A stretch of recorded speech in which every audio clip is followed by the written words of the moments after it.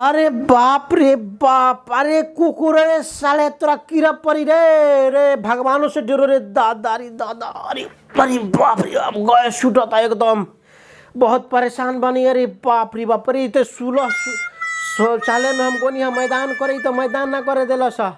अब बताओ भाई 500 के नोट हम देते नहीं करा के 500 के नोट। अरे हताना अत्याचार मत करे भाई, तनी गरीबो आदमी के देखो, रोज रोज हम जानी नु 5 के 10 के नोट 20 के नोट देनी नु बेरा छूटा ना रहल हा। एटीएम मशीन में गोलियां सवेरे सवेरे तो 500 के नोट दे दिला सा।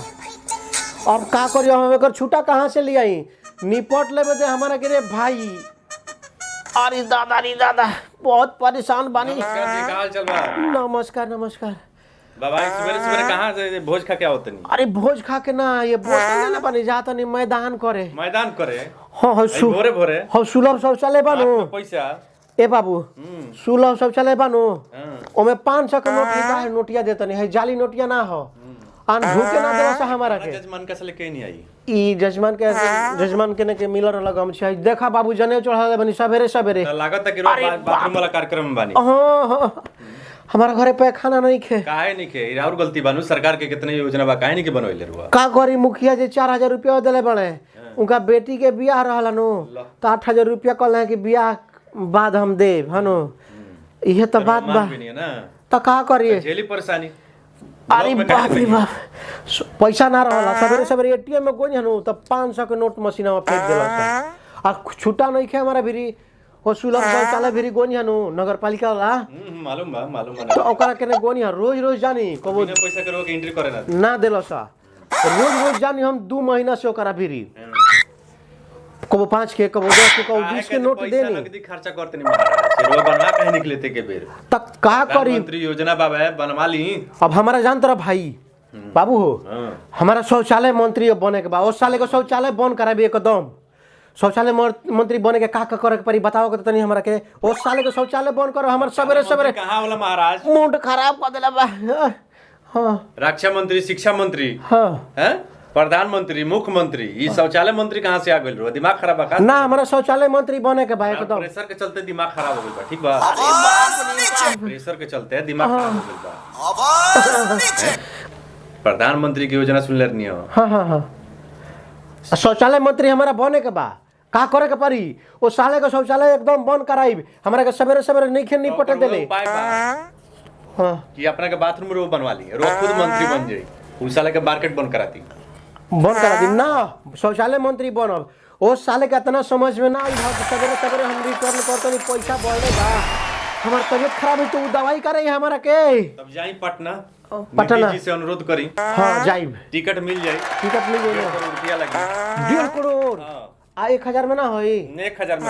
हां, को जूतो पॉलिश ना होई 1000 में। जूता पॉलिश थोड़ी करे के बस, शौचालय बनावे के बा एकदम। शौचालय मंत्री बने के बाबा। हां, मंत्री बने के बा, कसम बनवाए ओ साले का एकदम बंद करा दे पायखाना एकदम। संशोधन कर ली नया तरीका से शौचालय मंत्री खातिर और टारगेट एगो बनी नया। ए बाबू, विधान बनी हो आपके घर खाली बा? हमार खाली नहीं है, हमार सब बुक बा। फ्री में निपट के चाहता नहीं है, और पैसा लेके जाते नहीं। अरे बाप रे बाप, केने जाई? चारों ओर तो घर दुआर बन गइल बा, केने जाई रे दादा? चारों ओर मेहरारू आदमी लौकत रे दादा, लेके उड़ा देता नहीं, दारू पी जाता नहीं। अरे ना ये भाई, एक बार परेशान बुझाता। देखा तारा बाबू है विजन चढ़ावले बनी है। शिक्षा मंत्री सुन लेनी हो, यहाँ का बनत नहीं शौचालय मंत्री। एकर छूटा बा 500 के, तनी व्यवस्था कर देबे बाबू, तनी निपटान बढ़िया से कर लिए। सिगरेट हम ले ले 10 रुपए के तो हो जाई। सिगरेट 1 पैकेट हमरो के ले लेबे के। तू का करबो पी के? तनी पियब, तनी खुलासा होला। खुलासा हो? हां हां हां, आ छूटा पैसा बात दे देबे, हम तनी निपट जाई। छूटा तो पैसा बा। हां, तो उस साले के मुंह पे फेंक दे, धरा 5 रुपया हमरा के निकल जे, हमर तबीयत खराब हो जाए। लेकिन अभी मालूम बा कहां जाए? कहां बा? तनी टाइम लेके मैं भजावे में। हां ठीक बा ठीक बा ठीक बा, 1 घंटा के बाद आवे के।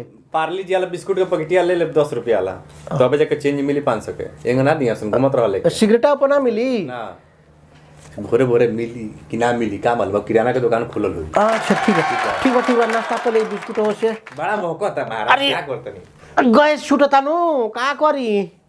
अरे बाप रे बाप, 5 रुपया देबे के। दही चूड़ा खा के रुआ कोई दिन से रखले बानी। अरे भैया तो पूरी सरलाइन बसाता। हे भगवान हाँ अरे बाप रे 10-5 रुपया हो गया भाई। आज कुछ समझे में नहीं क्या हाँ जय वो सारे के मुँह पर पैसा फेंक दे 5 के सिक्का कपार पोकरा लीला के। भाई, अभी ना मिली हाँ 2 घंटा के बाद हमारा मोबाइल नंबर पर कॉल कर ले हाँ ठीक बा छुट्टा बोल कि ना भइल ठीक बा ताले रुआ 5 रुपए में निपट ली हाँ ठीक बा जाते रहे। हाँ आइंदा से याद रख ले रही हाँ कि घर में शौचालय जरूरी बा एकदम जरूरी बा। ठीक बनू हाँ हाँ एक पेट ना खाई आदमी लेकिन शौचालय जरूर बनाई मतलब तबियत खराब हो जाई।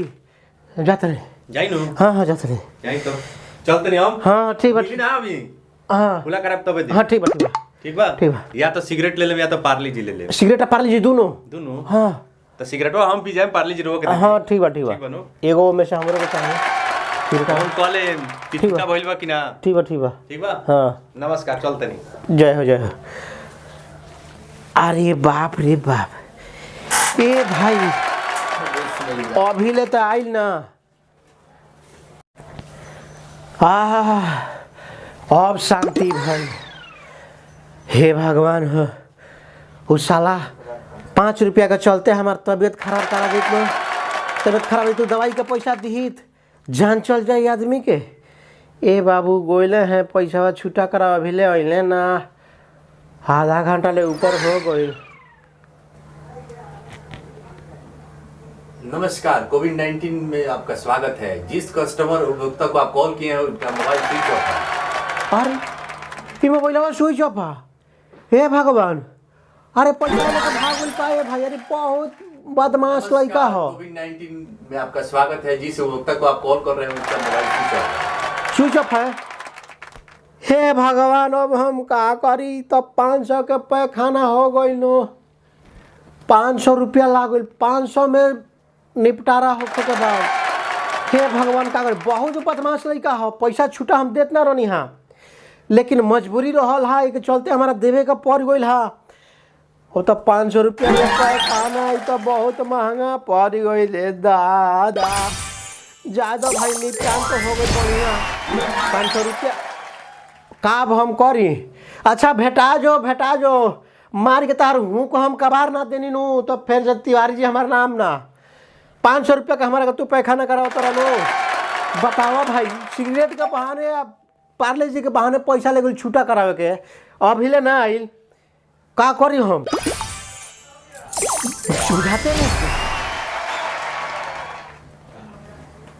बुझाता कि पैसा लेके फरार हो गए का ये भाई बुझाते नहीं के। नमस्कार दोस्तों मैं नमस्कार दोस्तों आ गए पैसा हमारा।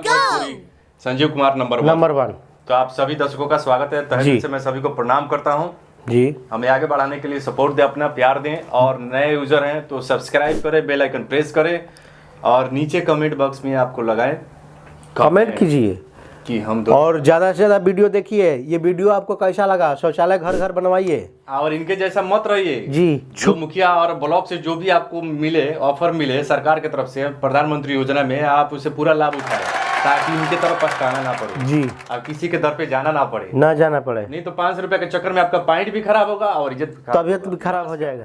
Thank you. जय हिंद जय भोजपुरी।